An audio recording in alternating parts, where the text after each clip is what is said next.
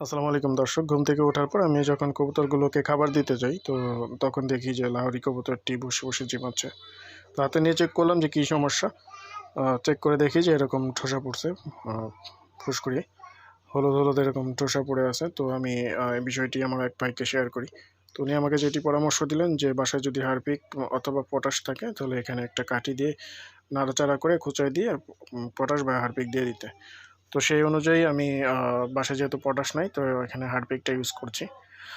Harpic দিয়ে দিলাম, একটু খোঁচাই দিয়ে কাঠি দিয়ে খোঁচাই দিয়েছি চোষাগুলো, এরপর হারপিক দিয়ে দিচ্ছি। তো দেখবো এর রেজাল্ট কী আসে, চিকিৎসা এটা কেমন হয়। আর আপনাদের কাছে যদি ব্যতিক্রম কোনো চিকিৎসা থাকে জানা থাকে তাহলে অবশ্যই আমাকে কমেন্ট করে জানাবেন, উপকৃত হব। তো আমি আপডেট দিব এটার চিকিৎসা কী হলো। তো সেজন্য অবশ্যই চ্যানেলটির সাথে থাকবেন, সাবস্ক্রাইব করবেন এবং পরবর্তীতে ভিডিওটি দেখার জন্য অনুরোধ জানাই।